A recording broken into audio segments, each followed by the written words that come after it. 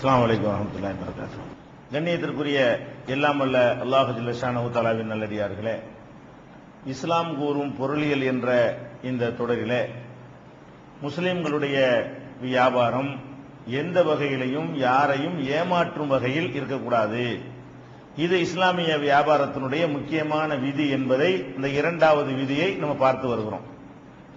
இதுக்கு இடையில இதுவரை சொன்னதுல சில சந்தேகங்கள் கிளப்பப்பட்டிருக்கிறதுனால அதை பார்த்துவிட்டு நேற்றைய தொடருக்கு நம்ம செல்வோம்.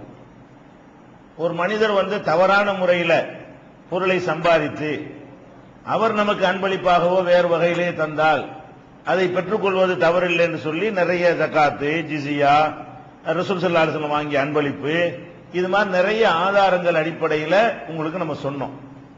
இதுல என்ன ஒரு கேள்வி கேட்கிறாங்கன்னா, ஒருத்தங்க தவறான முறையில் அந்த படையல் பண்ணிடுறாங்க. உணவை, ஒரு உணவுப் பொருளை பூஜை செய்வது, படையல் செய்வது, அல்லது பாத்தியா ஓதி அதுல என்னமோ பரக்கத்து இறங்குவதாக நினைக்கிறது அவுலியாக்கள் பேர்ல. இது மாதிரியான ஒரு அடிப்படையில் பூஜை செய்யப்பட்ட, படையல் செய்யப்பட்ட ஒரு உணவை அவர் பூஜை செய்துவிட்டு நமக்கு தந்தால் அதுவும் கூட வாங்கலாமா அப்படிங்கிற மாதிரி ஒரு கேள்வியை பரவலா கேட்கிறாங்க. இதுல நம்ம ஏற்கனவே நம்ம சொல்லி இருக்கிறோம், ஹராம் ரெண்டு வகை இருக்குன்னு சொல்லி. ஒன்னு அந்த பொருளே ஹராமா இருக்கும், மெட்டீரியலே ஹராமா இருக்கும். இன்னொன்னு மெட்டீரியல் அந்த பொருள் ஹலாலா இருக்கும், அது அந்த சம்பாதித்த விதம் தப்பா இருக்கிறதுனால ஹராமா போயிருக்கும். ரெண்டு ஹராம் இருக்குது. இப்ப பன்றி இறைச்சி இருக்குது, பன்றி இருக்குது, இது பொருளே ஹராம். இதை காசை கொடுத்து வாங்கினாலும் ஹராம், அன்பளிப்பா வந்தாலும் ஹராம், தகப்பனார் பண்ணி வச்சிருந்தாரு வாரிசு முறை நமக்கு வருது, அது ஹராம். அப்ப இந்த பன்றிங்கிறது எந்த வகையிலையும் அந்த ஹலால் ஆவாது. உதாரணத்துக்கு சொல்வதா இருந்தா, அதே நேரத்தில் அரிசி இருக்கிறது ஹலால். இதை திருடிட்டாருன்னு சொன்னா ஹராமாயிரும். பொருள் ஹராம் கிடையாது, திருட்டு முறையில் எனக்கு வந்தால் ஹராம், மோசடி முறையில் எனக்கு வந்தால் ஹராம். அப்ப அந்த ஹராம் என்பது இரண்டு விதங்களில் இருக்கிறது. அப்ப எந்த பொருள் பொருளே ஹராம் என்று மார்க்கத்தில் சொல்லப்பட்டிருக்கிறதோ அந்த பொருளை எத்தனை கை மாறினாலும் ஹராமா தான் இருக்கும். பன்றி அரிசி நான் வாங்கி நான் உங்களுக்கு தந்து நீங்க அவருக்கு கொடுத்து நீங்க அவருக்கு கொடுத்து 7 கை மாறிடுச்சு, ஹலால் ஆயிருமா? கை மாறுவதால் அது ஹலால் ஆகாது, அந்த பொருளே ஹராமா இருக்கிறதுனால. எது ஹலால் ஆகும்னு கேட்டா, அந்த பொருள் வாழைப்பழம், தேங்காய், சர்க்கரை, இதெல்லாம் பொருளே ஹலாலா இருக்குன்னு வைங்களேன். இந்த மாதிரியான பொருள் ஹலாலா இருந்து அது நமக்கு கிடைத்த விதம் தப்பாக இருந்தால், வட்டி மூலமாக, திருட்டு மூலமாக, வேற ஏதாவது வழியில தப்பான வழியில நமக்கு கிடைத்திருந்தால், அப்ப அந்த பொருள் நமக்கு வேற வழியில் சேரும் போது ஹலாலா ஹராம் ஆகாது. இப்படி பிரிச்சு சொன்னோம். இப்ப இந்த வகையில இந்த மாதிரி பொருள்களுக்கு மார்க்கத்தில் லிஸ்ட் இருக்கிறது. அதை நம்ம அது பின்னாடி நம்ம சொல்லுவோம். இஸ்லாமிய வியாபாரத்தில் என்னென்ன விற்க கூடாது, என்னென்ன அதுக்கு ஒரு பட்டியல் மார்க்கத்தில் இருக்கிறது. அந்த வகையில் சம்பாதிப்பது ஹராம் நம்ம பின்னாடி சொல்ல இருக்கிறோம். ஆனா அந்த பூஜை செய்யற விஷயத்தை கேட்டதுனால அதை இப்ப இடையில சொல்ல வேண்டி இருக்கிறது. திருக்குறான்ல அல்லாஹ் 4 விதமான 4 உணவு அந்த பொருளே ஹராம்னு டிக்ளேர் பண்றான் அல்லாஹ். அது என்ன 4 விஷயம் கேட்டா, தானா செத்து போன பிராணிகள் அது ஹராம். ஒரு ஆடு இருக்கிறது, நம்ம காசு கொடுத்து வாங்கின ஆடு தான், நமக்கு சொந்த ஆடு தான், செத்து போச்சு. இந்த செத்தாடை நம்ம திங்கலாமா? திங்க கூடாது. நானும் திங்க கூடாது. நான் உங்களுக்கு அன்பளிப்பா தந்தா நீங்க திங்கலாமா? நீங்கள் திங்க கூடாது. நீங்க அன்பளிப்பா இன்னொரு ஆளு கொடுத்து அவர் திங்கலாமா? அவர் திங்க கூடாது. ஏன்னா இந்த பொருள் ஹராம். அப்ப இந்த பொருளே ஹராம் ஆகுதுல. இந்த பொருளை ஒருத்தர் அன்பளிப்பா தந்தாலும் உங்களுக்கு ஹராம் தான், நீங்க காசை கொடுத்து வாங்கினாலும் ஹராம் தான். இந்த பொருளுக்கு நம்ம அந்த சட்டத்தை சொல்லல. ஒண்ணு. ரெண்டாவது இரத்தம் இருக்கிற ரத்தம், ஒரு ஆட்டை அறுக்கிறீங்க, மாட்டை அறுக்கிறீங்க, கோழியா இருக்கிறீங்க, அதுல ரத்தம் வெளிப்படுகிறது. இந்த ரத்தத்தை நம்ம சாப்பிடலாமான்னு அது ஹராம். ரத்தத்தை உரைய வச்சு வறுத்து கிருத்து வேற ஏதாவது ஒரு வகையில அதை சாப்பிடலாமான்னு கேட்டா அது மார்க்கத்தில் தடுக்கப்பட்டிருக்கு. அப்ப இது ஹராமா இருக்கும் பொழுது நம்ம காசை கொடுத்து வாங்கினாலும் அது ஹராம் தான். நம்ம ஒரு ஆளுக்கு அன்பளிப்பா கொடுத்தாலும் நம்மள்ட்ட இருந்து அவர் வாங்குறதுனால ஹலால் ஆகிறாது. ஏன்? இந்த பொருள் ஹராம்னு சொல்லப்பட்டு விட்டது. இந்த பொருள் ஹராம், பொருள் ஹராம் என்று சொல்லப்பட்டு விட்டால் ரூட்டை நீங்க பார்க்க கூடாது. எந்த வழியில் உனக்கு கிடைத்ததுன்னு பார்க்கவே கூடாது. எந்த பொருளுக்கு நீங்க பார்க்கணும்? எந்த பொருள் ஹராம்னு சொல்லப்படலையோ அந்த பொருள் உங்களுக்கு திருட்டு முறையில வந்திருந்தா, தப்பான முறையில வந்திருந்தா, நீங்க வேற ஒரு ஆளுக்கு அன்பளிப்பா கொடுத்தாலும் வாங்கிக்கலாம். அப்படிதான் நம்ம சொல்லி இருக்கிறோம். அப்ப ரெண்டாவது ரத்தம் ஹராம்னு எல்லாம் சொல்லி காட்டுறான். ஹுர்ரிமத் அலைக்குமுல் மைத்தத்து, தானாக செத்து போனது உங்களுக்கு ஹராம். ஒத்தமு இரத்தம் ஹராம். ஒல் ஹின்சீரு பன்றி ஹராம்.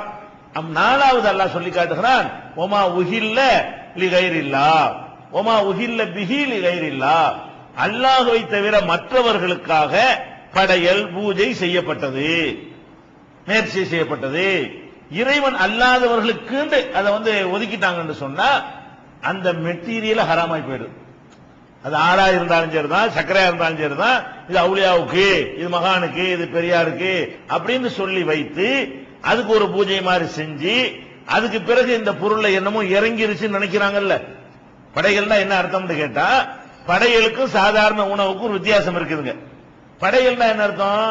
உங்கள்ட்ட ஒருத்தர் ஒரு வாழைப்பழத்தை தர்றாரு, இது ஒரு சாதாரண உணவு. இதுவே படையல் பண்ணி தந்தாருன்னு சொன்னா அது சாதாரண வாழைப்பழம் நீங்க நினைக்க மாட்டீங்க, இப்படி வாங்குவீங்க. அதை சும்மா வாழைப்பழத்தை தந்தா இப்படி வாங்குவீங்க, இந்த வாழைப்பழத்தை எப்படி வாங்குவீங்க, இப்படி வாங்குவீங்க. ஒரு வாழைப்பழம் தராம ஒரு வாழைப்பழத்தை 8 துண்டா வெட்டி தந்தாலும் வாங்கிடுவீங்க. ஆனா சாதாரண வாழைப்பழத்தை அப்படி தந்தா இது எதுக்கு எனக்கு தூக்கி எறிஞ்சிருவீங்க. அற்பமான பொருளை நீங்க வாங்குவீங்களா? வசதி உள்ள ஆளுக்கு வாங்க மாட்டாங்க. இதுல என்னமோ இறங்கிருச்சான். அதாவது சாதாரண உணவுப் பொருளாக இருந்ததுல என்னவோ அதுல இறங்கி விட்டது, என்னமோ அது கூடுதலான ஒரு சக்தி அதுக்குள்ள வந்து விட்டது, எக்ஸ்ட்ரா பவர் வந்து விட்டது அப்படின்னு நினைக்கிறது பூராவுமே படையல்ல சேர்ந்துரும். சாதாரண சோறு இருக்குது, சோறு ஹலாலு. இந்த சோத்தை என்ன செய்யறது? நாகூர் ஆண்டவர் என்ன சொல்லி அதுக்கு சில மந்திரங்கள் எல்லாம் ஓதி அதுக்கப்புறம் என்ன வாயிரும், இந்த சோறு தபுருக்கு ஆயிரும். சோறா இருந்தா என்ன வாயிரும்? தபுருக்கு, சீரணி, நார்சா, ஒவ்வொரு ஊர்ல ஒரு பேரு. அது சாதாரண சோறாக அதை கருத மாட்டாங்க. ஒரு ஸ்பூன் கொடுத்தா அப்படி வாங்கிடுவாங்க. சோத்தை ஒரு ஸ்பூன் கொடுத்தா நீங்க வாங்குவீங்களா? சாதாரணமா நீ வர்றீங்க நம்ம வீட்டுல ஒரு ஸ்பூன்ல சோத்தை கொடுத்து சாப்பிடுங்கன்னா பைத்தியக்கார இது என்ன தரேன்னு கேட்பீங்களா? இல்லையா? ஆனா இதையே தபுருக்குன்னு பேரை வச்சுக்கிட்டா ஒரு பருக்கத்தை வாங்கி செஞ்சுக்கிறீங்க. ஒருத்தர் ஸ்பூனை வாங்கிட்டு போய் வீட்டுல உள்ள 50 பேர் பங்கு வச்சு கொடுப்பான். அப்ப நம்ம என்ன நினைக்கிறோம்? இது சோறு இல்ல, இது சாதாரண சோறுலாம் கிடையாது. இதுல நாகூர் ஆண்டவருடைய பேரை சொன்ன உடனே இதுல வேற விதங்கள் சரக்கெல்லாம் வந்துருச்சு, வேற விதமான சக்தி வந்துருச்சு நினைச்சார்களே. ஆனால் அது கடைசி வரைக்கும் அது நஜீஸ் தான், அசுத்தம். அந்த மாதிரி பொருள் நான் உங்களுக்கு தந்தாலும் வாங்கக்கூடாது, நீங்க அடுத்தாவுக்கு தந்தாலும் வாங்கக்கூடாது. அடுத்தாவுக்கு என்ன கேட்டா இந்த பொருள் பொருளே ஹராம் ஆகிருக்குங்கிறான்ல. இந்த வேலையை செஞ்ச உடனே, இந்த பூஜைங்கிற செஞ்ச உடனே, படையல் செஞ்ச உடனே அந்த பொருளே விளக்கப்பட்டதா 4 பட்டியல்ல அதை சேர்க்கிறான்ல. தானா செத்து போனது எப்படி நான் உங்களுக்கு தந்தா நீங்க வாங்கக்கூடாதோ, அன்பளிப்பாக தந்தால் வாங்கக்கூடாதோ, அது மாதிரி பன்றியை நான் தந்தா நீங்க வாங்கக்கூடாதோ, ரத்தத்தை நான் தந்தா எப்படி நீங்க வாங்கக்கூடாது, அன்பளிப்பா தந்தால் வாங்கக்கூடாதோ, அது மாதிரி நான் படையல் பண்ணிட்டு நான் உங்களுக்கு அன்பளிப்பா தந்தால் நீங்க வாங்கக்கூடாது. அந்த லிஸ்ட்ல வைக்கிறான். 4 விஷயத்தை லிஸ்ட்ல வைக்கும்போது என்ன செய்யறான்? இதையும் அதுல சேர்த்து விட்டுறான். அதனால இந்த பூஜை படையல் வந்து விட்டது என்று சொன்னால் அந்த பொருள் அது அரிசியாக இருந்தாலும் சரி அந்த பொருளே ஹராம்ங்கிற லிஸ்ட்ல அதுல சேர்த்து விட்டுறான். அந்த உணவுப் பொருள் ஹலாலான உணவுப் பொருளா இருந்தா கூட விஷம் கலந்த மாதிரி, அதாவது நல்ல சாப்பாடு தான், அதுல விஷத்தை கலந்துட்டா அப்புறமேல அன்பளிப்பை கொடுத்தாங்க சாப்பிடுவீங்களா? விஷத்தை கலந்துட்டா முடிஞ்சு வச்ச விஷயம். அப்ப இந்த இறைவன் தந்திருக்கிற இந்த பாக்கியத்துல இறைவன் அல்லாதவர்களுக்கு உரிமையை கொடுத்து அதுல என்னமோ பவர் வந்து விட்டு எப்ப நினைக்கிறோமோ அதுல சிறுக்குங்கிற ஒரு விஷத்தை உள்ள கலந்துட்டோம். அதுக்கு பிறகு அந்த உணவு ஒரு காலத்திலும் சுத்தமாகாது. எத்தனை கை மாறினாலும் சரி. இப்ப நான் பூஜை செஞ்சு உங்களுக்கு படையல் பண்ணி உங்களுக்கு தர்றேன், நீங்க அவருக்கு கொடுக்குறீங்க, அவரும் வாங்கக்கூடாது. அவருக்கு கொடுக்குறாரு, வாங்க தெரிஞ்சா. தெரியலன்னா அது கொஸ்டினே கிடையாது. ஒருத்தர் சாப்பிடுங்கிறாரு, முஸ்லீம் தான் தர்றாரு, அவரை இந்த பாத்தியா ஒண்ணு உங்களை சொல்லலாம் இல்ல. நம்ம சாப்பாடு நினைச்சு வாங்கி சாப்பிட்டா தப்பான தப்பு வராது. இன்னதுதான் பண்ணீங்க தெரியாதுதான் எதையும் சாப்பிடலாமே. செத்து போன ஆட்டையை ஆக்கி கொண்டாந்து ஆட்டு இறைச்சின்னு உங்களுக்கு தர்றாரு, உங்களுக்கு செத்தது உங்களுக்கு தெரியாது. இது அல்ல கேள்வி கேட்பானா? செத்தாருன்னு உங்களுக்கு தெரியாது, அவர் என்ன செய்யறாரு? ஆட்டுக்கறி பிரியாணி உனக்கு தர்றாரு, அது ஆட்டுக்கறி பிரியாணி தான், ஆனா அறுக்கப்படல, செத்து போன ஆடு, அது அவனுக்கு செய்யணும் அந்த குற்றம். நீங்க வாங்கி தெரியாத நிலையில ஒரு பொருள் அப்படி சாப்பிட்டா நம்ம நல்லா கேட்பானா? எந்த ஒரு ஆத்மாவையும் சக்திக்கு மீறி எல்லாம் சிரமப்படுத்த மாட்டான். லாயு கல்லிஃபுல்லாஹு நஃப்ஸன் இல்லா உஸாஹா. அப்ப இந்த பூஜை விஷயத்தை என்ன விளங்கிறனே, இந்த மாதிரி பூஜை படையல் அதுல எக்ஸ்ட்ரா சீரணி தபுர் இருக்கு, அந்த மாதிரியாக ஒரு பேரை சூட்டி விட்டார்களே. ஆனால் அந்த உணவை வெறுக்கணும், அதை நாங்க தொடமாட்டோம், அது அசுத்தமாகி விட்டது, அது ஹராமாகி விட்டது, எந்த வகையில் அது எங்களுக்கு கிடைத்தாலும் அதை சாப்பிட மாட்டோங்கிற ஒரு முடிவுல நம்ம இருக்கணும். இந்த விஷயங்கள் திருக்குர்ஆன்ல 2வது அத்தியாயத்துல 173வது வசனம், 5வது அத்தியாயத்துல 3வது வசனம், 16வது அத்தியாயத்துல 115வது வசனம், 6வது அத்தியாயத்துல 145வது வசனம், இந்த 4 வசனங்கள்லயும் இந்த 4 விஷயத்தை சொல்றான்ல. இப்ப சொன்ன இந்த 4 விஷயத்திலையும் 4 வசனத்திலையுமே இந்த 4 ஹராமும் யாவத்துல இருந்துக்கிறங்க, இந்த நாளையும் தொற்றாதீங்கன்னு சொல்லி அல்லாஹ் ஹராம் ஆக்கிட்ட காரணத்தினால இதை அதோட இது சேர்த்துடக்கூடாது. எதோட? அரிசியை திருடிட்டு நமக்கு அன்பளிப்பா தர்றான், அரிசியை வேற மாதிரி சினிமா கொட்டை வச்சு சம்பாரிச்சு அந்த காசுல நமக்கு என்ன செய்யறான், டீ வாங்கி தர்றான், அந்த காசுல ஒரு சட்டை வாங்கி தர்றான், இதை வாங்கிக்கலாமான்னு அது வாங்கிக்கலாம், அதுக்கு இதுக்கு சம்பந்தம் கிடையாது. அந்த கணக்குல இது சேர்த்துடக்கூடாது. எது செய்யக்கூடாது?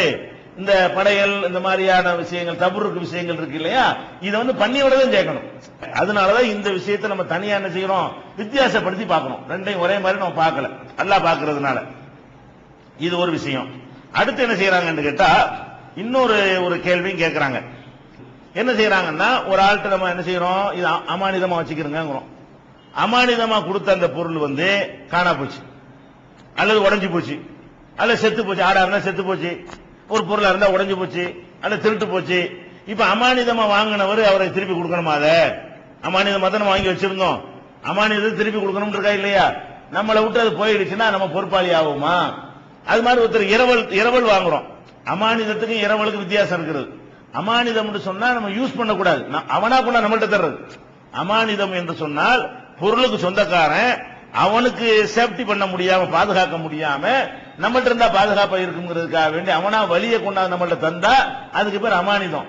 இரவல்டா என்ன? நம்ம தேவைக்கு வாங்குறது. கல்யாணம் இருக்கு, உங்க நகையை தாங்க, 2 நாளைக்கு இது மகளுக்கு போட்டுக்கிறேன், இது மாதிரி நம்மளா போய் வாங்குறது பேர் என்னது? இரவல். இரவல் வாங்கினா என்ன நிலைமை? அமானிதம் வாங்கி இப்படி போட்டா என்ன? இரவல் அவர் நகையை வாங்கிட்டு வந்தோம், காணா போச்சு. இரவல் நகையை கொடுக்கணுமா கொடுக்க கூடாதா அப்படிங்கிற மாதிரி உள்ளது. இரவல்ல கூட 2 வகையான இரவல் இருக்குது. ஒரு இரவல் என்னன்னு கேட்டா, அதை பயன்படுத்திட்டு அப்படி திருப்பி கொடுக்கிற ஒரு இரவல். இன்னொரு இரவல் என்னன்னு கேட்டா, அதை முழுசா நம்ம யூஸ் பண்ணிட்டு வேற ஒண்ணு வாங்கி கொடுக்கிற இரவல். ஒரு வீட்டுல போய் கொஞ்சம் ஒரு 1/2 கிலோ சீனி தாங்க இரவலான்னு கேட்கிறோம், அதை இரவலா வச்சு திருப்பி அதையே கொடுப்போம். அந்த சீனியை நம்ம க்ளோஸ் பண்ணி போடுவோம், நம்ம என்ன செய்வோம், வேற ஒரு 1/2 கிலோ வாங்கி கொடுப்போம். இதுவும் இரவல் தான். இரவல்ங்கிறது அந்த பொருளை நம்ம வாங்கி விட்டு நம்ம யூஸ் பண்ணி முடிச்சிட்டு நமக்கு வசதி வரும்போது வேற ஒண்ணு அதே மாதிரி அதுக்கு ஈக்குவலான ஒன்றை வாங்கி கொடுத்தா அது ஒரு வகையான இரவல். இன்னொரு இரவல் என்ன? உங்க நகையை தாங்க போட்டுட்டு தரேன்னா போட்டுட்டு அதையே கொடுத்துடணும். அதனுடைய பயன்பாட்டை மட்டும் இரவல் வாங்குறதுன்னு ஒண்ணு இருக்கிறது, பொருளையே இரவல் வாங்குறதுன்னு ஒண்ணு இருக்கு. இரவல் கூட 2 வகை இருக்கிறது. அப்ப இந்த இரவலாக மட்டும் நம்ம வாங்கணும்னு சொன்னா அதனுடைய நிலை என்ன இப்படின்னு கேட்கிறாங்க. ஃபர்ஸ்ட் நம்ம விளங்கிக் கொள்ள வேண்டும், அமானிதமாக இருந்தாலும் சரி, இரவலாக இருந்தாலும் சரி, நம்ம ஒருத்தர் வாங்கின பொருள் நம்ம கையில இருந்து அழிந்து விட்டால், நாசமாகி விட்டால், காணா போய்விட்டால் அதுக்கு மார்க்கம் என்ன சொல்லுதுன்னு கேட்டா, அவனை பொறுப்பாளி ஆக்கல. யார பொறுப்பாளி ஆக்கல? நான் அமானிதமா ஏன்ட்டோம்னா நீ தந்திருக்கிறீங்கல்ல, அதை நான் தான் பொறுப்பு அப்படின்னு சொல்லக்கூடிய வகையில மார்க்கம் சொல்லவே இல்லை. எப்ப பொறுப்பாளி ஆகும் கேட்டா, நான் அதை ஒழுங்கா வச்சிருந்தேனா ஏன்னா பொறுப்பாளி ஆகும். எப்ப பொறுப்பாளி ஆகும்? இப்ப என் வீட்டு நகை எந்த மாதிரி வச்சிருப்பேன் அந்த மாதிரி உங்கள்ட்ட அமானித நகை நான் வச்சிருக்கேன். என் வீட்டு நகை மட்டும் கரெக்டா பீரோல போட்டு வச்சுட்டு நீங்க கொண்டாந்து அந்த நகை அவங்களுக்குள்ள போட்டு வச்சிருந்தா எடுத்து தானே போவோம் ஒருத்தன். அப்ப அமானித நகையை என் நகையை பாதுகாக்கிற மாதிரி நான் பாதுகாத்து இருந்து அதை தாண்டி என்னை விட்டது திருட்டு போய் இருக்குமே, ஆனால் அப்ப என்ன செய்யணும்? ஒன்றரை இருந்தால் திருட்டு போயிருக்குமா இல்லையா? நம்பி ஒருத்தன் உதவி செஞ்சு என்னப்பா செய்யறது? அதை எல்லா வகையிலையும் விசாரித்த பிறகு அது உண்மை திருட்டு தான் போயிடுச்சு என்று சொன்னால் அல்லாம சத்தியத்தை வாங்கிட்டு என்ன செய்யணும்? விசாரிக்க வேண்டிய உங்களை விசாரிச்சுட்டு ஒரு இஸ்லாமிய அரசாங்கமா இருந்தால் நீ விட்டுருப்பா, ஒன்றரை தான் போய் என்ன செஞ்சிருப்ப, உனக்கு உதவி தானே செய்ய வந்தான், அவன் தான் எடுக்கல. அதுதான் அமானிதத்தை கொண்டே கொடுக்கும்போது யோசிச்சு கொண்டே கொடுக்கணும். ஏன் காணா போச்சுன்னு சொல்லி ஏமாத்தினவன் இருப்பான், நீங்க அமானிதன் நம்பி கொடுக்க அவனுக்கு தான் சான்ஸ் என்ன செய்வான்? அமானிதன் வாங்கிக்கிடுவோம், 2 மாசம் கழிச்சு காணா போச்சுன்னு சொல்லிடுவோம், நம்ம அமைக்கிறோம் அப்படின்னு நினைச்சான்னு சொன்னா இவன் கொடுக்கலாமா?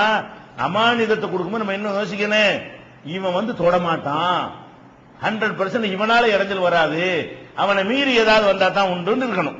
அது அமானிதமா கொடுத்தோம், அமானிதமா கொடுத்த விட ஒரு சுனாமி வந்துச்சு, வீட்டுல உள்ள எல்லாத்தையும் அடிச்சிட்டு போச்சு, அதுல உங்க நகையும் போச்சு, அவன் போய் கேட்க முடியுமா? நான் அமானிதமா கொடுத்தேன், நீ உன்ட்ட தந்தனா இல்லையா? தந்தப்பா, நான் என்ன செய்வேன்? நானும் அழிச்சு விட்டேன், அல்ல அப்படி எழுதி வச்சிருக்கான், அதுக்கு நான் என்ன பண்றது? அப்படிங்கிற மாதிரி திருட்டு போனா அப்படிதான். நம்ம இது மட்டும் தனியா திருட்டு போவோம், அம்மா அமானிதமா கொடுத்து அதையும் தூக்கிட்டு போயிருப்பாங்க, நம்ம வீட்டுல உள்ள சேர்த்து தூக்கிட்டு தான் போயிருப்பாங்க. அதுக்கு என்ன பண்றது? திருட்டுன்னு வந்துருச்சு, உன் வீட்டுல பாதுகாக்க முடியலங்கிற, என் ஊருக்கு கொஞ்சம் பாதுகாப்பு தான் கொண்டாந்து வச்ச, இங்கே திட்டு போச்சுன்னா அங்க இன்னும் சீக்கிரம் போயிருக்குமாப்பா. உன் வீட்டுல இருந்தா சீக்கிரம் தானே போயிருக்கு. என் ஊருக்கு கொஞ்சம் பாதுகாப்புன்னு சொன்னா வச்சு இந்த மாதிரி போயிடுச்சு, நான் என்ன பண்ணுவேன் அப்படின்னு சம்பந்தப்பட்டவன் சொன்னால், அது உண்மையாகவும் இருந்தால் அது என்ன செய்யணும், பாதிக்கப்பட்டா சபூர் பண்ணிக்கணும். சரி, என்ன செய்யறது, நம்ம நம்பி கொடுத்தோம், அந்த மனுஷன் நல்ல மனுஷன் தான், அவர் நம்ம கொடுத்ததுக்காக தண்டமா, நம்மளை சேஃப்டிக்கு வாங்கி வச்சுட்டு அது சும்மா தானே. உங்க வீட்டு பொருளை நான் வாங்கி வச்சுட்டா எனக்கு ஒரு எக்ஸ்ட்ரா சுமை தானங்க அது. நான் அதை கண்காணிக்கணும், அதை பாதுகாக்கணும், பிடி வைக்கணும், டெய்லி இருக்கான்னு பாத்துக்கிறேன். வெளியூர் அவசரத்துக்கு போக வேண்டியிருந்தா கூட போகாம இருக்கணும். இந்த ஒரு அமானித காசு இருக்கு, நான் வெளியே வரமாட்டேன், வீட்டுக்கு ஆள் வேணும் அப்படிலாம் நினைக்கிறேனா இல்லையா? அப்ப அமானிதமா ஒருத்தன் வாங்கி வைப்பது நமக்கு உதவி செய்கிறான். அந்த கணக்குல என்ன செய்யணும், அமானிதம் கொடுத்தவர்கள் போனாலும் அதை கிளைம் பண்ணக்கூடாது, கேட்கக்கூடாது. சரி, அல்ல, ஆனா அதுல உண்மையாளர்கள் அவங்க இருக்கணும். இல்லன்னா பயங்கரமான அவங்க அல்லாட்ட கடும் தண்டனைக்கு உள்ளாவார்கள். அதனால அமானிதத்துக்கு நீங்க தேர்ந்தெடுக்கிறவங்க ரொம்ப கரெக்டான ஆளா இருக்கணும். அது மாதிரி இரவல் விஷயத்துல என்னன்னு கேட்டா, நம்முடைய செயலால் அது அழிஞ்சு இருக்குமே. ஆனால் ஒரு வீட்டை இரவல் வாங்குறோம், இரவல் வாங்கணும்னு உழுந்துருச்சு, வீடு இடிஞ்சு விழுந்து, அவன் என்ன செஞ்சாங்க, அவனை இடிய விட்டான். இரவல் வாங்காட்டான் இடிஞ்சு போயிருக்கும். இரவல் வாங்கினாலும் இடிஞ்சு போயிருக்கு. இரவல் வாங்காட்ட வீட்டை கூட இரவல் வாங்கலாம்ல, ஒரு குதிரையை கூட இரவல் வாங்கலாம்ல, எதை வேணாலும் இரவல் வாங்கலாம். இரவலாக நம்ம வாங்கி ஒரு 2 நாளைக்கு உங்க வீட்டுல தங்கிக்கிறேன், அதான் இரவல். ஒரு 2 நாளைக்கு உங்கள்ட்ட தங்கிக்கிறேன்னு சொன்னீங்க, சாவியை தந்துட்டான், அவன் எங்க வெளியே போயிட்டு வரைக்கும் இடிஞ்சு கிடக்குது. உன்ட்ட நான் சாவியை தந்துட்டேன், நீ என் இரவல் வாங்கினியா இல்லையா, கட்டி கொடு வீட்டை அப்படி கேட்க இயலுமா? அவன் சாவியை கொடுக்காட்டா இடிச்சா போயிருக்கும். நம்மால் அந்த நஷ்டம் ஏற்பட்டிருக்கிறதா? இஸ்லாத்தினுடைய பார்வை என்னன்னு கேட்டா, நம்மனால நஷ்டம் ஏற்பட்டிருக்குமே. ஏன்னா இது சம்பந்தம் நேரடியான ஹதீஸ்ல ஒண்ணு வரல. அமானிதம் சம்பந்தமாக, இரவல் சம்பந்தமாக எல்லாம் வாங்கணும் திருப்பி கொடுத்தா வந்திருக்கிறது. ஆனா ஒரு மனிதன் அவன் செய்ததுக்கு தான் பொறுப்பாளி ஆவானே தவிர அவன் செய்யாத ஒன்றுக்கு பொறுப்பாளியாக மாட்டான்ங்கிறதுக்கு நிறைய வசனங்கள் நிறைய சொல்லி இருக்கிறோம். ஒரு மனிதன் அவன் செய்யாத ஒன்று, அவன் மீது திணிக்கப்பட்ட ஒன்றுக்கெல்லாம் அவன் பொறுப்பாளி ஆக மாட்டான்னு சொல்லி. இதுக்கு உதாரணமா சொல்வதாக இருந்தால் பாருங்களேன், ரசூல் ஸல்லல்லாஹு அலைஹி வஸல்லம் எப்படி பாக்குறாங்கன்னு பாருங்களேன். பரா பின் ஆசிப்னு ஒரு சஹாபி இருந்தாங்க. அவங்க என்ன செய்யறாங்கன்னு கேட்டா, அவங்கள்ட்ட ஒரு ஒட்டகம் இருந்தது. இந்த ஒட்டகம் என்ன செய்யும்னு கேட்டா, ஒரு கண்ட்ரோல்ல இருக்காது, அது பாட்டு அறுத்துக்கிட்டு போய் யார் வீட்டு வயல்லையாவது பூந்து, யார் வீட்டு நிலத்திலேயாவது பூந்து அங்க உள்ளதெல்லாம் அடி சாப்பிட்டு விடையாந்துரும்.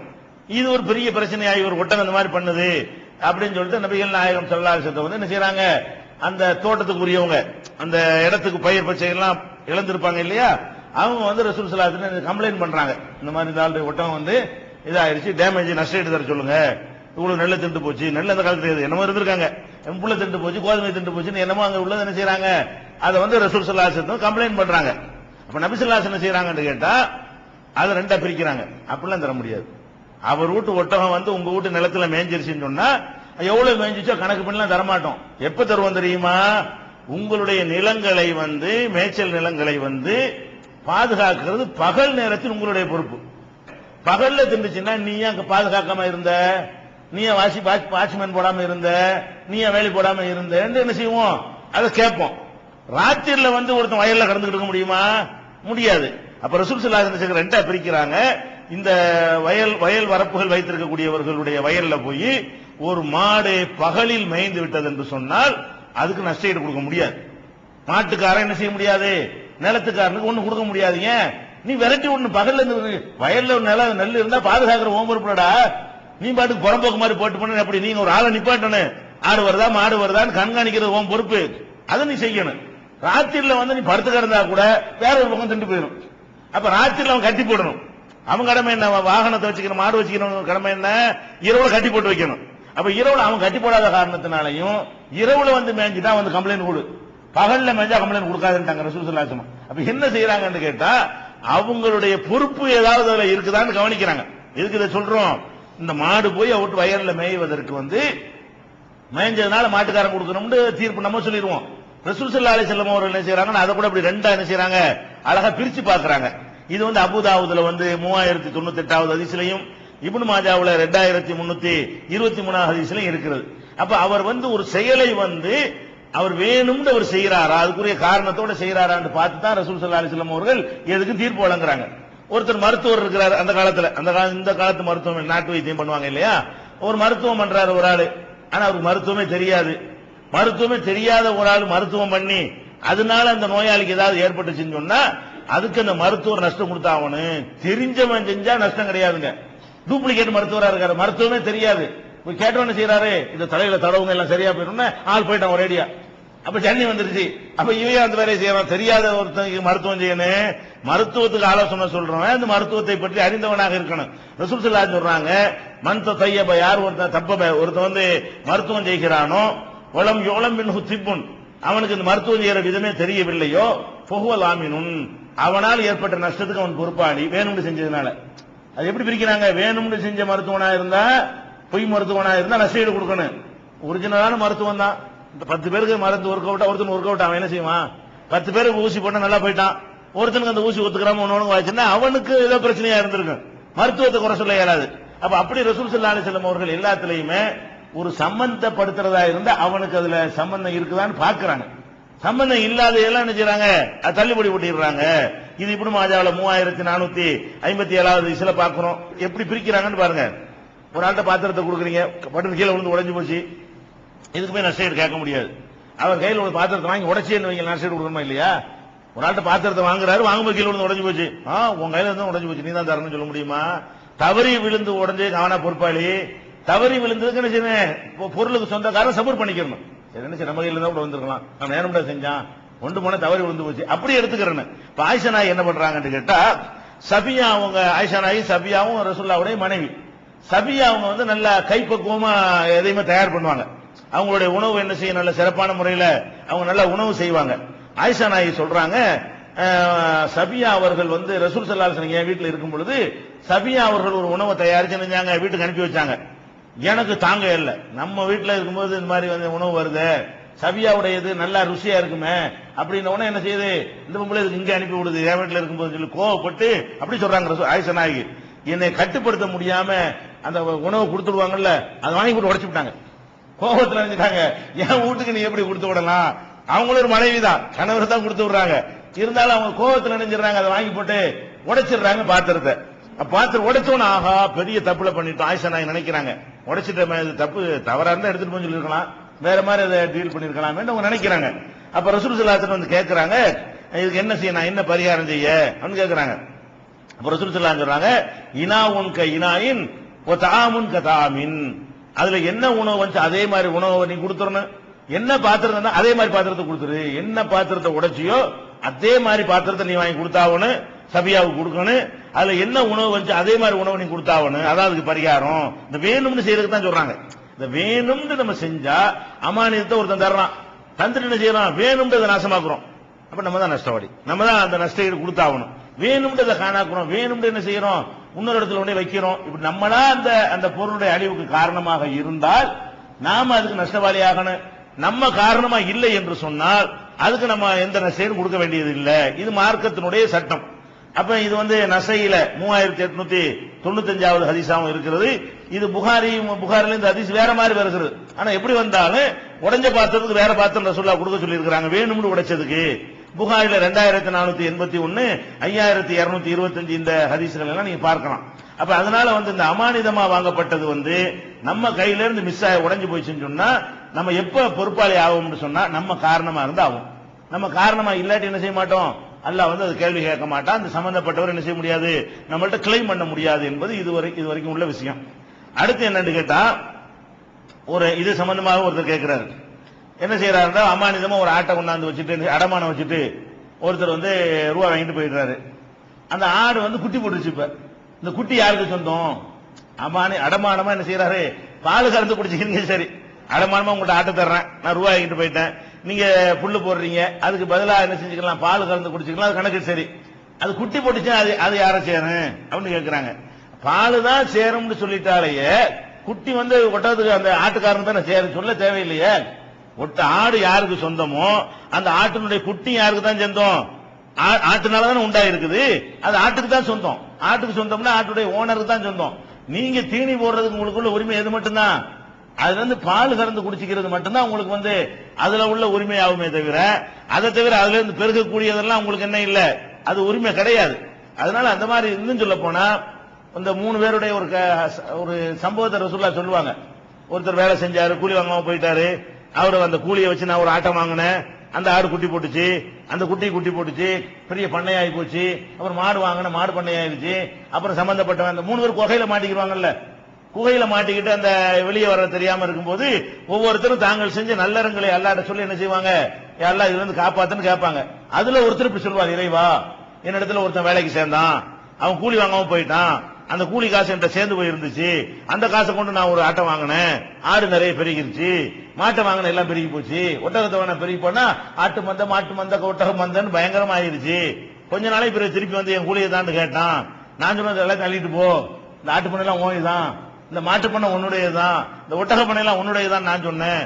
அவன் சொன்னா என்ன கேள்வி பண்றியாப்பா, கொடுத்த காசை கேட்டா நீ என்ன செய்யற, ஆட்டு பண்ணை எடுத்துக்க மாட்டு பண்ணை எடுத்து பொய் நினைச்சிட்டான், பொய் நினைச்சுக்கிட்டு கேள்வி பண்றியான்னு கேட்டான். கேள்வி இல்ல, உன் காசை கொண்டு வாங்கினதுனால உனக்கு தான் சேர்ந்தது அப்படின்னு அவர் திருப்பி கொடுத்தாருன்னு வருது. இதெல்லாம் ஒரு நல்ல அறமாக சொல்லி இது சொன்னோன்னு அல்லாஹ் வந்து அந்த குகையிலிருந்து அவரை விடுவிக்கிறான். அப்ப நம்ம என்ன செய்யணும், குட்டி போட்டு நமக்கு சேர்ந்துக்க முடியுமா? அடமானமா வாங்கினதுனால என்ன செய்யணும், அந்த குட்டியை பெருக்கி அவன்கிட்ட கொடுக்கணுமே தவிர நம்ம என்ன செய்யக்கூடாது, அது நம்மள சேர்ந்த குட்டி ஆட்டோமேட்டிக் எடுத்துட்டு போ அப்படின்னு சொல்லக்கூடாது. இதெல்லாம் வந்து இப்போ சாதாரண விஷயங்கள் தான். சரி, நம்ம தலைப்புக்கு போவோம். இப்போ இஸ்லாமிய கொடுக்கல் வாங்கலை பொறுத்த வரைக்கும் எந்த காரணத்தினாலையும் நம்ம வந்து ஏமாற்றக்கூடாது அப்படிங்கறத விளங்கி வச்சிருக்கிறோம். இந்த ஏமாத்துறதை பொறுத்த வரைக்கும் நேற்றைய தினம் இறுதியா நம்ம என்ன பார்த்தோம்னு சொன்னா, பங்கு சந்தையை பார்த்தோம். பங்கு ஷேர் மார்க்கெட் சொல்லக்கூடிய பங்கு சந்தை இருக்க, அதுல எல்லா வகையிலையுமே ஏமாற்றுதலும் சூதாட்டம் தான் இருக்கிறது. அதை வந்து நிறைய அதனுடைய நிபுணர்களை கேட்டா உங்களுக்கு சொல்லுவாங்க. அதுல எந்த விதமான தெளிவும் கிடையாது. லாபம் கிடைக்கிறதுக்காக வேண்டி சரி எல்லாரும் சேர்ந்துக்கிட்டு உட்கார்ந்துக்கிட்டு அதை வந்து எவன் ஏமாறுறான்னு அவன் கட்டிட்டு வாங்குறது தான் பாக்குறாங்க. அதுல இன்னும் சில விஷயங்கள்லாம் அதுல இருக்கிற என்னன்னு கேட்டா, பங்குல அதை பின்னாடி நம்ம விசாரிக்கும் போது நமக்கு தெரிய வர்ற விஷயங்கள் என்னன்னு கேட்டா, பங்கு சந்தையில ஒரு மதிப்பு போடுவான். என்ன மதிப்பு, ஒரு பங்குக்கு இவ்வளவுன்னு மதிப்பு போடுவான்ல முதல்ல வெளியிடும் போது. ஒரு நேற்று சொன்ன மாதிரி 1 கோடி ரூபாய் நான் ஒரு நிறுவனம் வச்சிருக்கிறேன், அதுல என்ன செய்யறேன், ஒரு 30 லட்சம் ரூபாயுடைய பங்கை நான் வந்து விற்பனை செய்யறேன். இந்த 30 லட்சம் ரூபாய் பங்கு விற்கிறதுக்கு ஒரு ரூல் வச்சிருக்காங்க. பங்குடைய மதிப்பு எவ்வளவு இருக்கணும்னா 10 ரூபா 100 ரூபாய் அவ்வளவுதான் இருக்கணுமா, அதுக்கு மேல இருக்கக்கூடாதுலாம் சட்டம் இருக்குது. ஆனா 10 ரூபாய் பங்கு வாங்க முடியாது, 1000 குறைஞ்சு தரமாட்டேன்றாங்க. வாங்குறதா என்ன செய்யணும், ஒரே ஒரு பங்கு தாங்க 10 ரூபா அப்படின்னு வாங்க இயலாது. 10 ரூபா பங்கு வாங்குற 10 ரூபா பங்கா இருந்தா கூட 1000 10 ரூபா பங்கு நீங்க என்ன செய்யணும், வாங்கணும். 100 ரூபா பங்கு எல்லாரும் வாங்கினதுக்காக என்ன செய்யறாங்க, எப்படி 10 ரூபா 100 ரூபாங்கிற அளவுல தான் பங்கே இருக்கும். ஒரு ஷேருடைய அளவு எவ்வளவுதான் இருக்கு, ஒரு ஷேர் 10 ரூபா, ஒரு ஷேர் 1000 ரூபாய். இது வந்து முகமதிப்புன்னு சொல்லுவாங்க. முகமதிப்புனா என்ன, அந்த கம்பெனி வெளியிடுறான்ல, அந்த வெளியிடும் போது அதுக்கு இருந்த மதிப்புக்கு பேர் என்னது, முகமதிப்பு. இப்ப என்கிட்ட நீங்க 100 ரூபாய்க்கு ஒரு ஷேரை வாங்கிட்டீங்க, ஒரு ஷேர் எவ்வளவு வாங்கிருக்கிறிய, என்னுடைய கம்பெனியில இருந்து 100 ரூபாய்க்கு வாங்கிட்டீங்க. 100 ரூபாய்க்கு வாங்கினா அது என்ன ஆயிரம், 5000 ரூபாய்க்கு கூட போகும், 500 ரூபாய்க்கு கூட போகும், 10,000 ரூபாய்க்கு அவங்களுக்கு மாத்திக்கிறது, இப்படி மாத்திட்டு இருப்பாங்க. என்கிட்ட 100 ரூபாய்க்கு நீங்க வாங்கி இருக்கிறீங்கல்ல, இந்த ஷேருக்கு நான் கம்பெனி முதலாளிங்கிற முறையில் நான் உங்களுக்கு லாபம் தரணும். லாபம் தரணுமா இல்லையா?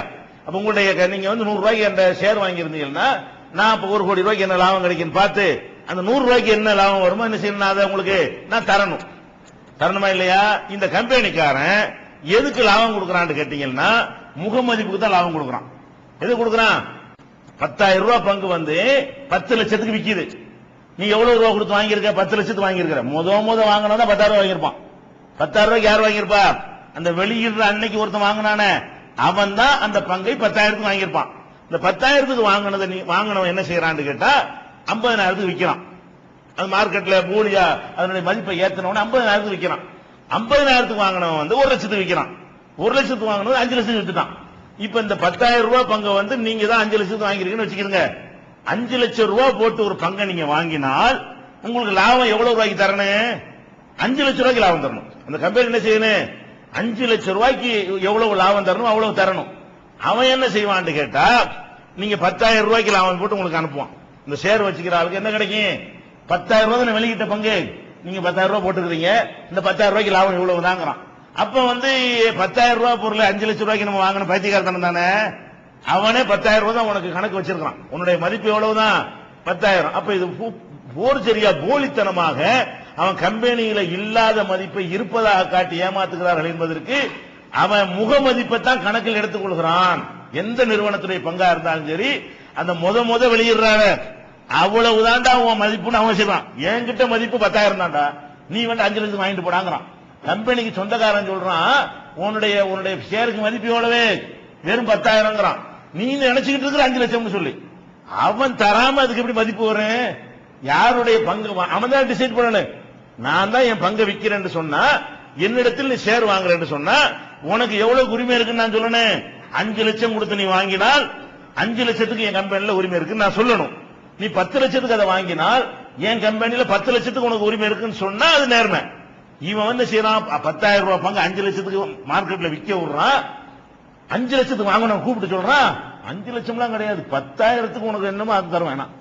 அப்ப ஓனர் சொல்றதான் டிசைட் பண்ணனே.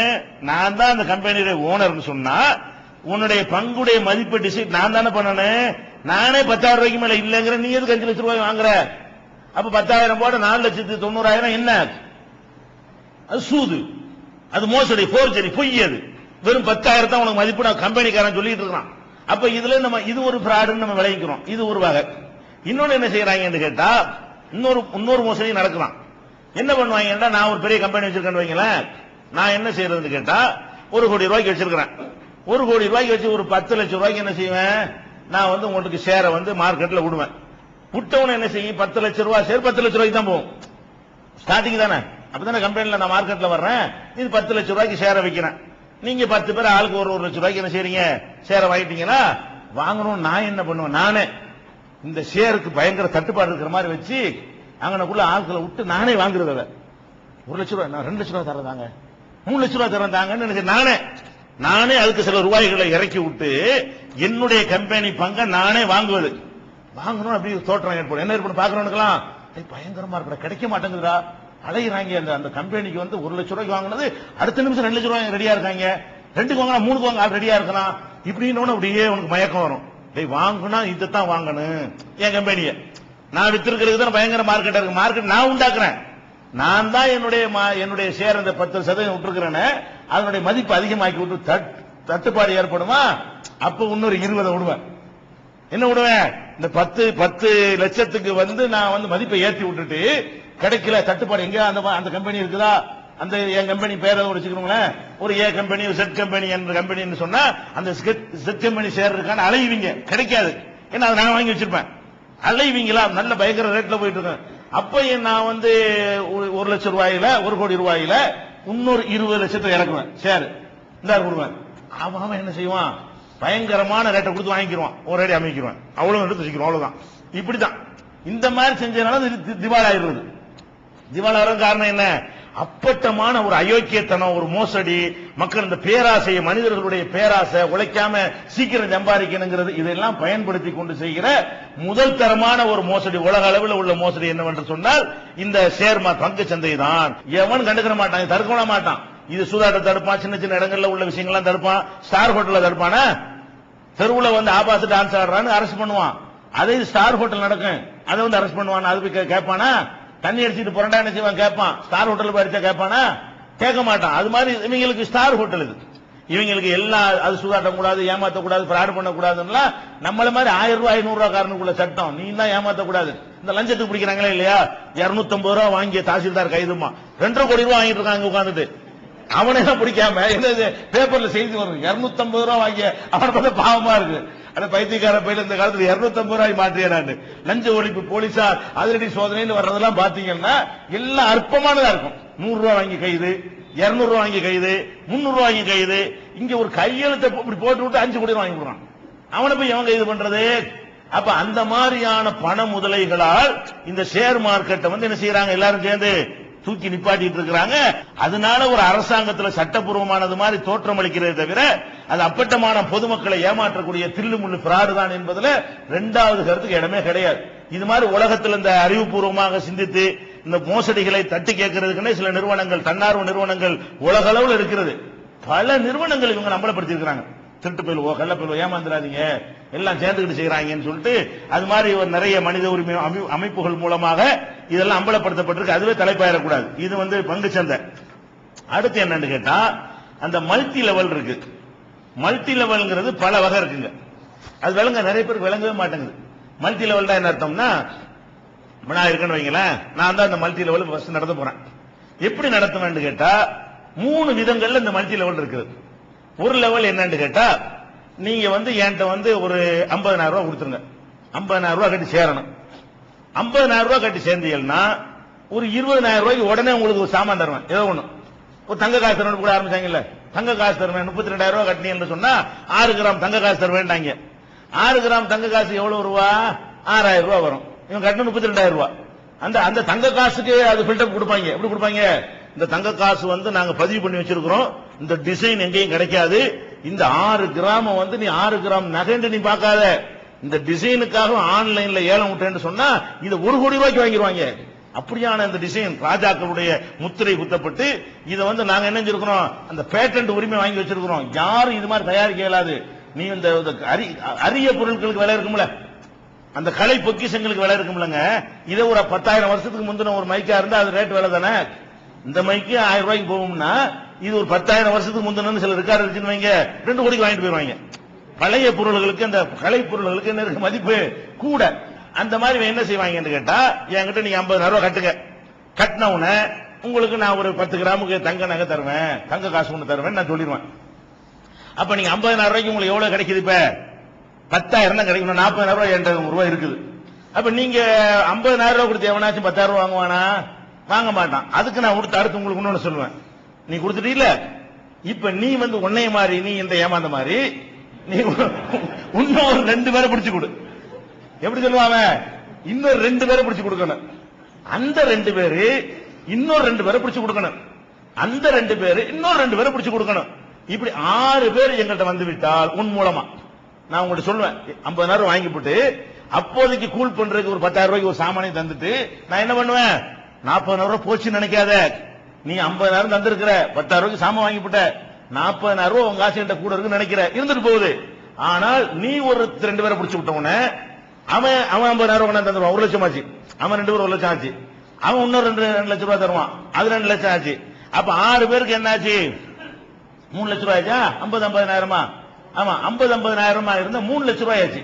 அப்ப 50,000 ரூபாய் நீ கொடுத்த, நீ 3 லட்சம் ரூபாய்க்கு 3 ஏமாளி 6 ஏமாளிகளை பிடிச்சு கொடுத்தேன்னு சொன்னா உனக்கு 1 லட்சம் ரூபாய் போனஸ் தருவோம். எப்படி கதை? அப்ப நம்ம என்ன நினைக்கிறோம், 40,000 ரூபாய்க்கு 1 லட்சம், என்ன லாபம், எந்த தொழில் எப்படி இருக்கு, இந்த மாதிரி % கிடைக்குமா? அது எங்கேயும் கிடைக்காதுங்க. அப்ப 60% லாபம் கிடைக்குது. போட்டது 40,000, 50,000 ரூபாய்க்கு 10 ரூபாய்க்கு ஜாமான் உடனே தந்துடுறான். 40,000 ரூபாய் தான் உங்க ரூபாய் என்கிட்ட இருக்குது. இதுக்கு பெரிய கஷ்டம்லாம் கிடையாது. 6 ஏமாளியை பிடிக்கிற மட்டும் தான் வேலை. 6 ஏமாளியை பிடிச்சோன்னு என்ன செய்யறது, நீங்க அப்படி அவனை கல்வி உனக்கு அது மாதிரி கிடைக்கணுமா சொல்லணும். அவன்கிட்ட எப்படி சொல்லணும், அடே நீ 50 ரூபாய் கொடுத்தேன்னு வை, நீ இந்த மாதிரி ஏமாளியை பிடிச்சு கொடுத்தீங்கன்னா உனக்கு 6 பேர் ஆனவன உனக்கும் நான் தருவேன் அப்படிங்கன்னு அவன் அது மாதிரி அங்க சொல்லுவான். இப்ப நம்ம ஏமாந்துட்டு நம்ம என்ன செய்ய தெரிஞ்சுக்கிட்ட, இது ஒரு ஃப்ராடு தான். ஆனால் இந்த ஃப்ராடு செஞ்சாலும் நம்ம இன்னொரு 4 ஏமாளியை மாட்டி கொடுத்துட்டு நம்ம சம்பாரிச்சுக்கலாம். அது மாதிரி அவனுக்கு அந்த வழியை சொல்லி கொடுக்குறோம். நான் சம்பாரிச்சிருவேன் 3 லட்சம் ரூபாய, நீ அது மாதிரி என்ன செஞ்சுக்கலாம், நீ ஒரு இந்த மாதிரி 6 ஏமாளியை மாட்டி விட்டின்னு சொன்னா உனக்கு அவன் அதே மாதிரி தருவாங்க. இப்படி ஒவ்வொருத்தனும் என்ன செய்வான், நேரடியா இது பண்ணா. இது இன்னொரு விஷயம் இருக்கு, இந்த கம்பெனிக்காரன் எவனும் நேரடி ஆள் சேர்க்க மாட்டான். நேரடியா சேர்த்து அவனை போய் சட்டையை பிடிச்சிருவாங்க எல்லாரும். எப்படி சேர்ப்பான், இவரு தான் அடுத்த நேர போனா அதெல்லாம் கிடையாது, அனுப்பி விட்டுருவாங்க. நீ யாரும் சேரவும் முடியாது கம்பெனில. கம்ப்ளைண்ட் எல்லாம் கொடுத்துடக்கூடாது, அது சேஃப்டிக்காக வேண்டி. அவன் கம்ப்ளைண்ட் கொடுக்க கூடாதுக்காக வேண்டி என்ன பண்ணுவாங்கன்னு கேட்டா, உங்களை வந்து 2 பேர் பிடிப்பான, அவன் உங்களை மாதிரி ஏமாந்தவன தான் இருப்பான். கம்பெனிக்காரன் வரமாட்டான், முதலாளி வரமாட்டான். நீங்க போய் 2 பேரை பிடிச்சா நீங்க கொடுத்து ஏமாந்தாலும் 2 பேரை பிடிக்கும் போயிடும். அவனை கேட்க கடைசி எங்கன்னு கண்டுபிடிக்கிறதுக்குள்ள ஹயாத்து போயிடும். 5000 பேர் எப்படி கலந்து வர்றது, நீ தானே சொன்ன, நானா சொன்னேன், எனக்கு இவன் தானே சொன்னான், நீ என்னடா நான் அவன் தானே சொன்னான், அவன் மதுரையில் அவன் போய் கேளு, இவன் நாகூரில் போய் கேளுன்னு போய்கிட்டு இருந்தா எங்க வேறு கண்டுபிடிக்கலுமா? இந்த பிராடுக்காரங்க என்ன செய்யறாங்க, இப்படியான வகையில இதுல என்ன நடக்கும் தெரியுமா? இப்படியே போய்கிட்டு இருக்கும் போது இப்படியே ஒரு அளவுக்கு வரைக்கும் ஓடிட்டு இருக்கும். ஒரு அளவு கொஞ்சம் ரொம்ப ரூபாயை கொடுத்தவன் பேராசப்பட்டு அவன் ஒருத்தனை என்ன செய்வான், 3 லட்சத்தையும் கொடுத்துட்டு 6 பேருடைய பணத்தையும் போட்டு கொடுத்து மாட்டிக்கிற போது ஒருத்த கம்ப்ளைண்ட் பண்ணி இழுக்கும் போது அப்படி சரசரசன்னு ஒன்பது புஷ்னு போயிடலாம். பார்த்தா 70 கிலோ தங்கம் எடுக்கிறாங்க. தங்க காசு மட்டும் எவ்வளவு எடுக்கிறாங்க, இந்த தங்க காசு மல்டி லெவல் வந்துச்சு, அதுல பேராசையை பயன்படுத்திட்டாங்க. உள்ள நுழைஞ்சு சோதனை பண்றாங்க. ஒரு நிறுவனத்துல, இது ஹாங்காங்ல தலைமையமாக கொண்டு இந்த தங்க காசு மோசடி நடந்துச்சு. தங்க காசு இந்த மல்டி லெவல் நடக்குது. தங்க காசு மோசடி எப்படி நடக்கிறது, மல்டி லெவல் மார்க்கெட்டிங்ல இந்த சங்கிலி தொடர் அர்த்தம், இவனோட அவனை கோர்த்து அவனோட அவனை கோர்த்து அவனோட அவனை கோர்த்து அவனோட பண்ணிக்கிட்டே போகும். சங்கிலிக்கு முடிவு கண்டுபிடிக்கலுமா, அந்த மாதிரி போயிடும். இவனுக்கு அவனுக்கு சம்பந்தம் இருக்காது. இந்த எண்டில் உள்ள சங்கிலிக்கு அந்த கடைசியில் உள்ள சங்கிலிக்கு ஏதாவது தொடர்பு இருக்குமா, நேர வரவே இயலாது. எப்படி வரணும், அவன்கிட்ட வந்து அதான் சங்கிலிங்கிறது. சங்கிலி தொடர்ந்து வர்றது காரணம் வழங்குதா எப்படி? இது ஒரு வகை. அதாவது மக்களுடைய பணத்தை கொள்ளடிக்கிறதுக்காக வேண்டிய அற்பமான பொருள்களை ஆசை காட்டி உங்களுக்கு கண்டிப்பா தருவான். என்ன தருவான்? 1 லட்சம் ரூபாய்க்கு தந்துருவான், 2 லட்சம் கூட தருவான். உங்களுக்கு 40,000 ரூபாய்க்கு 2 லட்சம் தந்தா அவன் 3 லட்சத்தை லாபம் சம்பாரிச்சு தர்றான். 6 பேரை சேர்த்து விட்டீங்கன்னா எவ்வளவு கிடைக்கும்? அவனுக்கு 3 லட்சம் ரூபாய் கிடைக்குது இல்லங்க. நீங்க 6 பேர் சேர்ந்தவன உங்களுக்கு 2 லட்சம் ரூபாய்க்கு தருவான். நீங்க லாபம் நினைக்கிறீங்க. இது எப்படி லாபம் ஆகும்? என்ன பொருளை நீ வித்த லாபத்துக்கு வியாபாரம் என்ன வியாபாரம் இல்ல நடந்துச்சு? இதுல வியாபாரம் என்ன நடந்துச்சு நான் கேட்கிறேன். எந்த பொருள் விற்கப்பட்ட பொருள் எது? இதுல ஒரு பொருள் விற்கப்படல. என்னத்தை நீ வாங்கின? ஒண்ணு வாங்கப்படவே இல்லை. இது கிஃப்ட். முதல்ல தந்த 10 கிராம் தங்கம் என்னது? உனக்கு நான் தந்த அன்பளிப்பு. ஆரம்பத்தில் வலை பேசுறதுக்காக போடக்கூடிய ஒரு தீனி. அதுக்கப்புறம் 3 லட்சம் ரூபாய் 2 லட்சம் ரூபாய் உனக்கு நான் தூக்கி தர்றேன். இந்த கம்பெனி நடத்தக்கூடிய நான் உனக்கு தர்றேன். இது எதுக்காக உனக்கு தந்தேன்? ஒண்ணு வியாபாரமே நடக்கலங்க. எதுக்கு தந்தேன்? உன்னைய மாதிரி ஏமாற ஒரு 6 பேரை ஏமாளி ஆக்கி தந்த பிராடுக்கு கமிஷன். இது பேர் ஹலாலாகுது? இது ஒரு முஸ்லிம் செய்யலாமா? அப்ப இது மாதிரி நம்ம ஏமாறுவது இஸ்லாத்துல பாவம்ல. நம்ம ஏமாறவும் கூடாது, நம்ம ஏமாத்தவும் கூடாது. இப்படி டோட்டலாகவே பிராடு பண்ணக்கூடிய வகையில இது ஒன்று நடந்துகிட்டு இருக்கு. இது ஒரு மல்டி லெவல். இந்த மாதிரி இது லட்சக்கணக்கில் போயிருந்த பாட்டு. லட்சக்கணக்கு எவ்வளவு அவனுக்கு குவியும் யோசிச்சு பாருங்க. ஒவ்வொரு 6 பேருக்கு 1 லட்சம் ரூபாய் தூக்குனாப்புல அவனுக்கு கிடைச்சா 2 ரூபா உனக்கு தந்துறேன்னு வைங்க, 1 ரூபா அவனுக்கு லட்டு மாதிரி கிடைக்குது. ஒரு 6 பேருக்கு 1 லட்சம் ரூபான்னு சொன்னா ஒரு வருஷத்துல 10,000 பேர் சேர்ந்தான்னு வைங்க, அவனுக்கு என்ன கிடைக்கும்? என்ன கிடைக்கும்? ஆனா இதுல என்ன வியாபாரம் நடக்குன்னு பார்த்தா ஒரு வியாபாரம் நடக்கவே இல்லை. சும்மா ரூபாயை கொடுத்துட்டு அவன் நம்ம என்ன செய்வான்? கொடுத்தோன்னு உங்களுக்கு நிர்பந்தம் ஆயிடுது.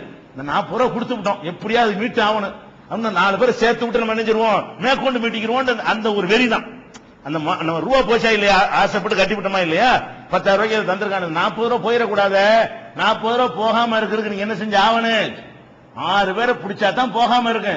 ஒரு வேளை நீங்க 6 பேர் பிடிக்கல, என் ரூபாயை திருப்பி தரான்னு கேட்டா இல்லன்னு பாம்புல இருக்கு. எப்படி இருக்கு? நீங்கள் 6 பேரை பிடிக்கவில்லை என்று சொன்னால் நீங்கள் கட்டிய பணத்தை திருப்பி கேட்க இயலாதுன்னு வச்சுதான் உங்கள்ட்ட கையெழுத்து வாங்குவான். இப்ப என்ன வாங்கினேன்? நீங்க கஷ்டப்பட்டியே எல்லாம் சுதாரிச்சுக்கிட்டான், 6 ஏமாளி மாட்டல, இப்ப ரூபா போயிடும். அதுக்காக நீங்க என்ன பண்ணுவீங்க? வேலை வெட்டி எல்லாம் விட்டுப்புட்டு நண்பனை மாட்டி விடுவீங்க, கூட பிறந்தவனை மாட்டி விடுவீங்க, உங்களை தப்பிச்சுக்கிறதுக்காக வேண்டி. எவனாவது ஏப்ப சாப்பிட இருந்தாண்டா அவனை என்ன செய்யறது? அவனை கொண்டு ஐஸ் வச்சு அவன் உங்கள்கிட்ட ஏமாத்தின விட கூடுதலாக சொல்லி, இது ஒரு வகையான மல்டி லெவலுங்க. ஆனா இதுல என்ன வியாபாரம் ஒன்றும் நடக்காது. இது ஒரு வகை. இன்னொன்னு கேட்டா வியாபாரம் நடக்கும். இன்னொன்னு என்ன செய்யும்? வியாபாரம் நடக்கும், அவ்வளவு துபாக்கூரா இருக்கும். வியாபாரம் என்ன அர்த்தம்? உதாரணமா என்ன செய்வாங்கன்னு கேட்டா, நான் நான் தான் கம்பெனி நடத்துறேன்னு வைங்களேன். நான் உங்கள்ட்ட சொல்றது, ஒரு பொருள் வந்திருக்கிறது, அரிய பொருள், இந்த மாதிரி ஒரு பொருள் கிடைக்காது, மூலிகை படுக்கை. சும்மா ஏதாவது டெக்னிக்கா சொல்றது, இது மூலிகை படுக்கை. என்னடா மூலிகை படுக்கை? இதுல படுத்தோம்னு சொன்னா உடம்புல இருக்கிற எந்த கேன்சர் உட்பட எடுத்துரும். இது ரொம்ப ஆராய்ச்சிக்கு பிறகு இதை கண்டுபிடிச்சிருக்காங்க. இந்த டேஸ் கம்பெனி இதை கண்டுபிடிச்சிருக்குது. இந்த கம்பெனி ஒரு கம்பெனி பேரை சொல்லுவாங்க. அதுக்கு நல்ல பவர் பாயிண்ட் எல்லாம் போட்டு ப்ராஜெக்ட்ல போட்டு காட்டுவாங்க. பவர் பாயிண்ட்ல கொண்டாந்து லேப்டாப் கொண்டாந்து வச்சுக்கிட்டு இங்க பாருங்க அடிச்சு காட்டுவாங்களா, அந்த கட்டணம் அப்படி இப்படி பெரிய அதெல்லாம் காட்டுவாங்க. சில பேட்டி கொடுக்கறது, இதுல நான் சேர்ந்த பிறகு நான் அப்படி ஆகிவிட்டேன், எனக்கு ரொம்ப நோஞ்சானா இருந்தேன் அப்படின்னு பேட்டியில் அதெல்லாம் வர்றதில்ல. இந்த மூலிகை படுக்கை என்ன செய்ய அவன் சொல்லுவான், இந்த கம்பெனி 500வது இடத்தில் இருந்தது 3 வருஷத்துக்கு முன்னாடி. இன்னைக்கு உலக கம்பெனில 5வது இடத்துல இருக்குமா? சும்மா அப்படி கம்பெனி இருக்காது. இவன் என்ன செய்வான்? 5வது இடமா? 5வது கம்பெனி உலகத்தில் இருக்கிற எல்லா நிறுவனங்கள்லையும் இது 5வது இடத்துல இருக்குவான். இது 4வது இடத்துல இருக்கு. ஃபர்ஸ்ட் இடத்துக்கு நாங்க ட்ரை பண்ணிட்டு இருக்கிறோம், எங்க கம்பெனி தான் உலகத்துல சிறந்த கம்பெனின்னு சொல்லி இது அந்த சில லெட்டர் பேர் எல்லாம் வச்சிருப்பாங்க. எல்லாம் பவர் பாயிண்ட்ல காட்டுறதானே. அந்த மெடிக்கல் இன்ஸ்டியூட்ல சர்டிபிகேட் கொடுத்துட்டாங்க.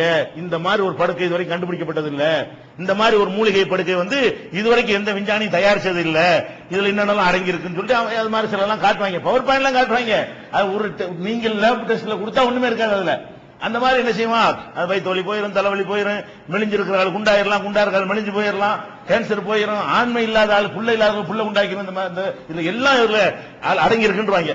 அப்ப இந்த மாதிரி ஒரு பொருள்னு சொல்லி அதுக்கு பயங்கரமா பில்டப் கொடுத்து செய்வான். வாங்கன்னு ஆர்வம் வந்துடும். இந்த மாதிரி இல்லாத எவனாச்சும் இருப்பானா? பிள்ளைலாம் 4 பேர் கண்டிப்பா இருப்பான். அதுல மெல்லிசா இருக்கணும், என்னமோ திண்டு பார்த்தா கூட சதை போட மாட்டான், நம்மளும் போட்டா நல்லா இருக்குமே அப்படின்னு நினைக்குவான். அப்ப இந்த பொருளை மார்க்கெட் பண்றதுக்கு என்ன செய்யணும்? நான் போய் கடையில வச்சுக்கிட்டு மார்க்கெட் பண்ணா வாங்கிட்டு போய் ரிசல்ட் செட்டில் பின்னி எடுத்துட்டு போயிருவாங்க. இந்த சாமான ஒரு கடை பிடிச்சி அதுக்கு பகடி எல்லாம் கொடுத்து இது அடுக்கி வச்ச மூலிகை படுகை வியாபாரம் பண்ணு வைங்க. அப்ப யார்கிட்ட வாங்கணும்னு தெரிஞ்சு போயிருமா? இல்ல விடுவானவன். அதுக்காக நான் என்ன பண்ணணும்? மாட்டிக்கிறவும் கூடாது, எவன் வைக்கிறான்னு தெரியக்கூடாது. நான் என்ன செய்வேன், இந்த மாதிரி ஒரு ஸ்டார் ஹோட்டல்ல மீட்டிங் போடுவாங்க. இந்த மூலிகை படுக்கை சம்பந்தமான மீட்டிங் இருக்கிறது, நீங்க எல்லாம் வாங்கன்னு சொல்லி ஆட்களை கூட்டிட்டு போயிருவாங்க. இந்த மாதிரி பயங்கரமான கூட்டமா இருக்குமா, அதுலதான் இந்த பவர் பாயிண்ட் எல்லாம் போட்டு காட்டுறது. இதெல்லாம் போட்டு காட்டி என்ன செய்வோம், இதுல நீங்க இந்த படுக்கையை நீங்கள் மக்கள்கிட்ட மார்க்கெட் பண்ணுவதன் மூலமாக, உங்களுக்கு ஒன்று வாங்குவதன் மூலமாக நீங்களும் நல்ல நிலை அடைகிறீர்கள். இதை மக்கள்கிட்ட மார்க்கெட் பண்ணுவதன் மூலமாக உங்களுக்கு என்ன செய்யும், ஒரு படுக்கை விற்பனையாகும் பொழுதும் நீங்க விற்கிறதுக்கு இல்ல, நீங்க ஒருத்தனை நீங்க அதுக்கு எப்படி அதை சங்கிலி ஆக்குவான்னு கேட்டா, நீங்க ஒரு 25,000 ரூபாய் இதுக்கு வேலை, எதுக்கு படுக்கைக்கு 25,000 ரூபாய் கொடுத்து கொண்டு வாங்கிக்கிற வேண்டியது. வாங்கின பிறகு நீங்கள் உங்களை மாதிரி ஒரு 3 பேரை, 2 நம்பர் 5 பேரை சேர்த்து விட்டீங்க என்று சொன்னா ஒரு படுக்கைக்கு 5,000 உங்களுக்கு கமிஷன் கிடைக்கும்.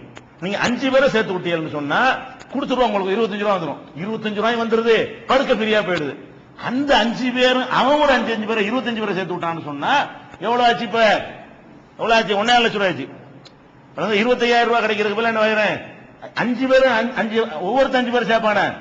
நீங்க சேர்த்து விட்ட 5 பேரு ஒவ்வொருத்தனும் மெனக்கட்டு ஆளுக்கு 5 பேரை கொண்டாந்து விடுவான். அப்ப 25 பேரை சேர்த்துறாங்க. 25 × 25 எவ்வளவு ஆச்சு? உங்களுக்கு மட்டும் கிடைக்கிற 1.5 லட்சம் ரூபாய். நீங்க அது மாதிரி 5 பேர், நீங்க 5 பேர் சேர்த்து விட்டதுக்கு 25 ரூபாய் கிடைச்சிடும். நீங்க சேர்த்து விட்ட 5 பேர் ஒரு 25 பேரை சேர்ப்பான. அந்த கணக்கு வந்து உங்களை மாசம் மாசம் கூப்பிட்டு இருந்தாங்க 1.5 லட்சம் ரூபாய் செக்கு தருவோம். இதை அவர் விவரமா சொல்லுவாங்க. நான் ரொம்ப கஷ்டத்தில் இருந்தேன், பவர் பாயிண்ட்ல இந்த கம்பெனியில நான் சேர்ந்த பிறகு இன்றைக்கு மாதத்திற்கு 5 லட்சம் ரூபாய் சம்பாதிக்கிறேன். ஏன் சம்பாதிக்க முடியாது? சம்பாதிக்கலாம். இது சரியாக தான் கேள்வி. இது ஒரு மனிதன் செய்யலாமா? இதுல தார்மீக நெறி இருக்குதா அப்படிங்கறத பார்க்காம என்ன செய்யறது, இந்த ஒண்ணும் இல்லாத இந்த பொருளும் யூஸ் ஆகாது. இந்த ஒண்ணும் இல்லாத இந்த பொருளுக்காக வேண்டி இது பேருக்கு படுக்கையை சொல்லுவாங்க, வாட்சியை சொல்லுவாங்க, என்னத்தையாவது ஒண்ணு சொல்லுவாங்க, ஏதாவது ஒரு பொருளை காட்டி என்ன செய்வாங்க. இதை நீங்க அந்த பொருளை பத்தி ஆகாவோன்னு கூட குறைய அங்க சொல்லி இந்த மாதிரி இந்த பொருளை பத்தி தான் டிக்ளேர் பண்ணணும். அவனு 25 ரூபாய் கட்ட விட்டு அவனுக்கு ஒரு படுக்கை போய் சேர்ந்துடும். இந்த படுக்கையோட ரேட் என்ன இருக்கு? சாதாரண படுக்கை ரேட்டை விட கம்மியா தான் இருக்கும். ஒரு 500 ரூபாய் ஆகும். அதுக்கு அதனுடைய மொத்த தயாரிப்புல என்ன ஆகும்? ஒரு 500 ரூபாய் ஆகும். அதுல மூலிகை அதுன்னு என்னமோ எக்ஸ்ட்ரா பிட்டிங் எல்லாம் பண்ணி என்ன 24,000 ரூபாய் ஒரு படுக்கையில சம்பாதிக்கிறான். 5,000 ரூபாய் போயிட்டு போகுதா ஒரு பொருளுக்கு? அதுல குணமே இருக்காது. படுக்கையா யூஸ் ஆகும்ல, படுத்துக்கலாம், ஒரு மெத்த மாதிரி படுத்துக்கலாம். சரி, அதுக்கு ஒரு 5,000 ரூபாய் வச்சுக்க. 20,000 ரூபாய் அவனுக்கு என்ன செய்ய, லட்டு மாதிரி அந்த கம்பெனிக்காரனு கிடைக்குது. அந்த 20,000 தான் உனக்கு 5,000 ரூபாய் தர்றான். இந்த 20,000 ரூபாய் 5,000 ஒண்ணும் இல்லாத ஒரு பொருளை ஒரு பெரிய பில்டப் கொடுத்து என்ன செய்யறான், இது மாதிரி பண்றாங்க. இது ஒரு வகையான மல்டி லெவல் மார்க்கெட்டிங். இது இதுல எந்த நேர்மையாவது இருக்குதா? இஸ்லாம் சொல்லக்கூடிய வகையில ஏமாத்தக்கூடாது, பிராட் பண்ணக்கூடாதுன்னு சொல்றேன். அவ்வளவு இதுல இருக்குதா இல்லையா? இதுல என்ன இதுல வியாபார நேர்மை இருக்குது? ஒண்ணுமே கிடையாது. இது ஒரு வகை. சில மீது உள்ளதை நாளைக்கு பார்ப்போம். மல்டி லெவல்ல நிறைய இருக்குது. எல்லா வகையும் நீங்க தெரிஞ்சுக்கணும். ஹலாலான மல்டி லெவல்லாம் ஏமாத்திட்டாங்க சில பேர். மல்டி லெவல்ல ஹலாலா இருக்க முடியாது. அதுல ஃப்ராடு. அது நல்ல ஹலாலான சாராயம்னு சொன்னா எப்படி இருக்கும்? அது மாதிரி தான் அது. அதனால இது வகையில எல்லாமே ஃப்ராடு தான். அதுல என்னென்ன மாதிரிலாம் ஃப்ராடு நடக்குது நாளைக்கு